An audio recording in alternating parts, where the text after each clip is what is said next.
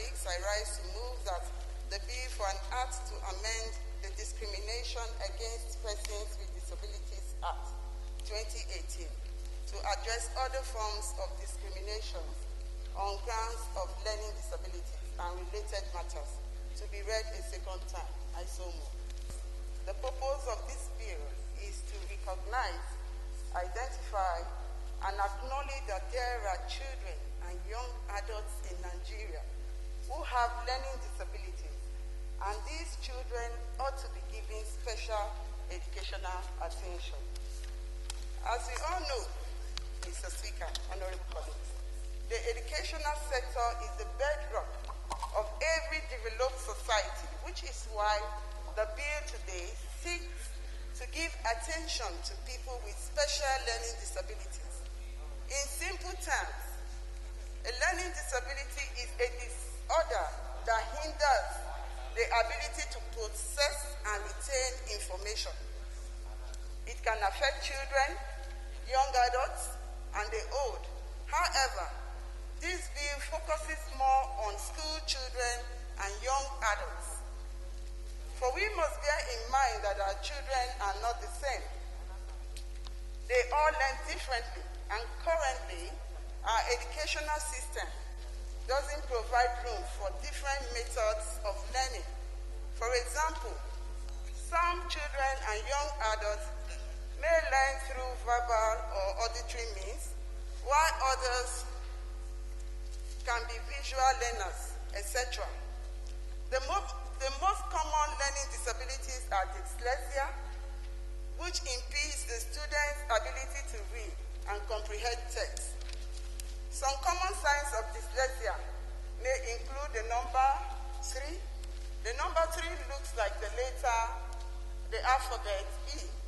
So to some children, the letter W may confuse some children and it looks like M. And some is number 6 and a B, number 6 and 9 and so on and so forth. Due to similarities in structure. We also have attention deficit hyperactive disorder, children having difficulty paying attention and staying on task. We have dyscalculia, children that find it difficult in solving calculations, especially mathematics, dysgraphia and process deficit, having trouble making sense. If this vulnerability is not detected, I'm almost done, Mr. Speaker. This bill is very important. Wrap it up. Detected or pre-identified early, it can grow into adulthood. That is why you see some people coming out in public and making mistakes, transition, and Nigerians will all go out. And the press too, they don't help matters. They go out and begin to make jest of such individuals. It is a learning disorder. And when this is not tackled, the children or adults may be feeling hopeless, feeling of failure, not wanted, increasing anxiety, and in many cases, early death. No child with disability is on their own. Parents, grandparents, friends, and all of us, we have an important role to play. In reality, many parents don't even understand what dyslexia or any form of learning disabilities are. They go on beating their children for failing in school.